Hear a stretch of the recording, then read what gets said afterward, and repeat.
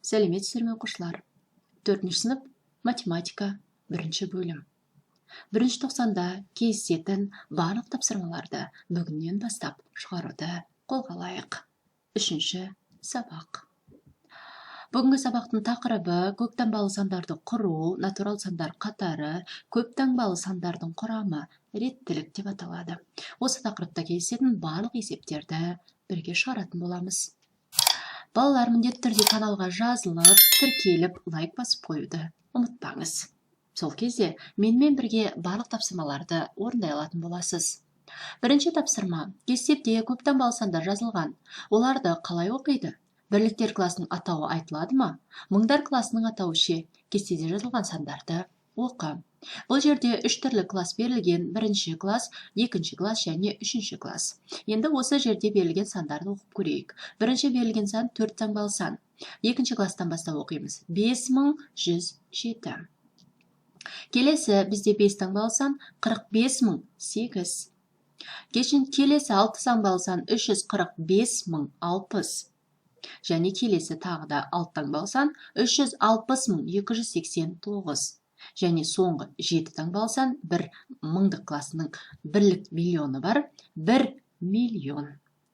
Яғни, егерде берілген класстардың ішінде 0 болып тұратын болса, біз ол 0-ді оқымай кетеміз. Осы жерде есіңде сақта. Әр класста 3 разрядтан бар. Әр класс бойынша разрядтың атауы ұқсас. Бірліктер, ондықтар, жүздіктер деп аталады. 3-ші, бірліктер класында санау бірліктермен, мыңдықтар класында мыңдармен, миллиондар класында миллионмен басталатынын ұмытпа. 2-ші тапсырма сандарды оқы және салыстырайық. 5980 және 9000. 9000 артық. 33000 және 100055. 100055 артық. 650 және 65000. 650 артық. 125 және 55352. 55352 артық. 489 және 213478. Әрине 489 және соңғысы бізде 999.999-дан 1 миллион артық екен. Есінде сақта, көп таңбалы сандарды жоғары разрядтан бастап салыстырады. 3-ші тапсырма сандарды өсу ретіне қарай орналастыр. Бұл жерде мен сандарды бірден өсу ретімен орналастырып қойдым. Яғни сіз оқулықта сандардың орны ауысқан, осы жерде қарап отырған дұрыс нұсқа бойынша өсу ретіне қарай орналастыра аласың. Бірінші бізде 100.011, одан кейін 101.001, одан кейін 101.110 және соңғысы ең үлкені 110.100 болады. Есіңде сақта, көп таңбалы санды дұрыс жазу үшін жоғары кластың бірліктер санын жазасың, келесі кластың бірліктер санын жазасың. Ыңғайлы болу үшін әр 3 цифрдан оңнан солға қарай санап арасын ажыратасың. Яғни саған арасын мынандай әр кластың арасын 3 саннан ажыратып отыратын болсаң, ол санды жазу оңай болады және шатаспайсың. 4-ші тапсырма турис жазып алған сандарды оқы. Шетелдік турист айтылған сандарды жазып алғысы келді, бірақ естуі бойынша жазғандықтан көп қате жіберді. Оған 505-ті атады, ол 5005 деп жазды. 550-дің орнына ол 70050 деп жазды. 5050-дің орнына 500.050 деп жазып қойды. Туристке айтылған сандарды дұрыс жазып көрсетейік. Яғни бірінші 505 ол 505 бұлай жазылады. 550 бұлай жазылады және 5050 ол бұлай жазылады. Разрядтарға бөліп отырып жазатын болсаң, қателеспейсің. Разрядты қосылғыштардың қосындысы түрінде жазуға арналған есеп. 5-ші тапсырма. Көп таңбалы сандарды разрядты қосылғыштардың қосындысы түрінде қалай жазуға болады? Мысалды қара. Берілген сандардың разрядты қосылғыштардың қосындысы түрінде жаз.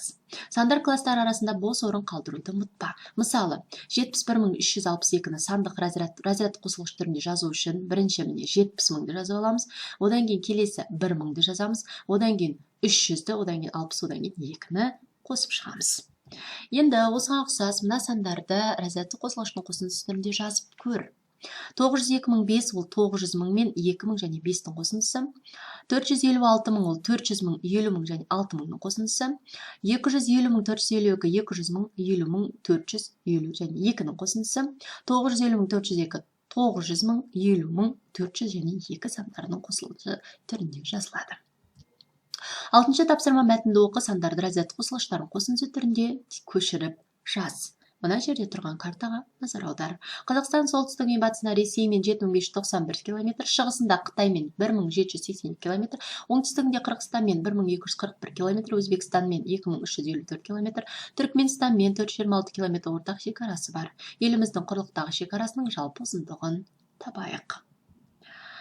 Яғни, мына жерде берілген сандардың барлығын мына түрде жазат қосылғыш түрінде жазып аласыз. Одан кейін ұзындығын табу үшін осы жердегі барлық өлшемдерді қосамыз. Бізде 13394 шығады. Яғни, елімізде құрлықтағы шекараның жалпы ұзындығы 13394 км құрайды деген сөз. 7-ші тапсырма есепті теңдеу көмегімен шығар. Қала мектептерінің бірінде бастауыш сыныпта 260 оқушы, ортаңғы сыныпта 340 оқушы, ал қалғаны жоғары сыныпта оқиды. Егер мектепке барлығы 980 оқушы болса, жоғары сыныпта қанша бала оқиды? Шартын жазып алғаннан кейін мына түрде теңдеу құрып аламыз. 260 қосылған 340 қосылған x тең 980. Мына екеуін қосамыз, 600 болады. 600 қосылған x тең 980 деп жазамыз. 980-нен 600 азайтамыз, 380. Яғни белгісіз жоғары сыныптың оқушысы 380 деген сөз. Жоғары сыныпта 380 бала оқиды. 8-ші тапсырма шығармашылық жұмыс. Сен оқитын мектепте қанша бала білім алады? Берілген тапсырма ұқсас есеп құрастыр. Яғни мен мына үлгіде құрастырдым, сен де осыған ұқсас етіп, өзіңнің мектебінде қанша бала бар, соған қарай, осыған қарап отырып шығаруға болады. 9-шы тапсырма есепті шығар. Әлия мен Айнаның салмағы бірге алғанда 40 кг, Айна мен Болат бірге 50 кг, Болат пен Серік 90 кг, Серік пен Арманның салмағы бірге 100 кг, Арман мен Али 60 кг, Алияның салмағы қанша? Бірінші логикалық есеп болғанда міндетті түрде ойланып ал, әр оқушының жалпы салмағын бір-біріне бөліп қарастыр, содан кейін барып Алияның салмағын таба аласың. Яғни бұл жерде Алияның салмағы 20 кг-ды құрайды. 10-шы тапсырма диаграммадан бірнеше жыл бойы салынған мектептердің орын санын анықта. Мына диаграммаға назар аударайық. Яғни сандарды, мына жерде берілген осы сандарды кему ретімен орналастыруымыз керек. Ең көп және ең аз орын санын салыстыру үшін бір-бірінен азайтуымыз керек. Бірінші біз кему ретімен орналастыратын болсақ, ең үлкен сан 52591, одан 52414, одан 50485, одан 46802, ең кішісі 34873 болады. Кему реті болғандықтан үлкен саннан кішіге қарай жүреміз. Одан кейін мына екеуін азайтамыз, бізде ең аз орын саны салыстыратын болсақ 17718 шығады екен. Енді осы 10-шы тапсырманың әсін орындайық, сандарды разряд қосылғыштарын қосындысы түрінде жазамыз. 52591 міне мынандай қосындысы түрінде жазылады, және мына сандардың барлығын разряд қосылғыштарын жазып алсаңыз болады. Одан кейін салыстыру үшін 52591-ді 52414-тен салыстырамыз, 52591 артық. 46802-ні кем 70485-тен және тағыдан мынандай тексіздіктерді құрастыра аласың. Балалар, бірінші қыркүйекке арналған сабағымыздың реті аяқталды. Бұл бізде математика бойынша 3-ші сабақ болды. Бірінші бөлімде қарастырылатын. Міндетті түрде каналға тіркеліңіздер. Барлық сабақтарды осы бастап қайталауға ұмытпаңыз. Келесі кездескенше сау болыңыз.